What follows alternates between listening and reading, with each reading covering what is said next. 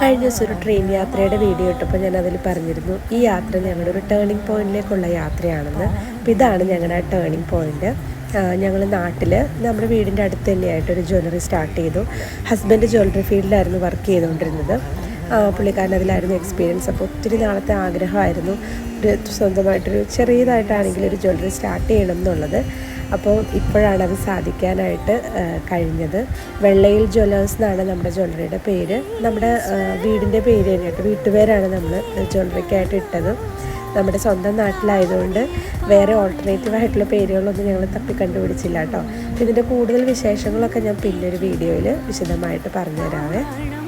അപ്പോൾ നമ്മുടെ കയ്യിലുള്ള കളക്ഷൻസൊക്കെ ഷോർട്ട് വീഡിയോ ആയിട്ടും അതുപോലെ തന്നെ വീഡിയോസൊക്കെ ആയിട്ട് നമ്മൾ അപ്ലോഡ് ചെയ്യുന്നുണ്ട്. അപ്പോൾ എന്തെങ്കിലും അതിൻ്റെ ഡീറ്റെയിൽസ് അറിയണമെന്നുണ്ടെങ്കിൽ കമൻറ്റിലൂടെ ചോദിച്ചാൽ മതി കേട്ടോ. അപ്പോൾ നമ്മളതിൻ്റെ ഡീറ്റെയിൽസൊക്കെ പറഞ്ഞുതരാം. നിങ്ങൾക്ക് എങ്ങനെ പർച്ചേസ് ചെയ്യാൻ പറ്റും അതെല്ലാം പറഞ്ഞുതരാം കേട്ടോ.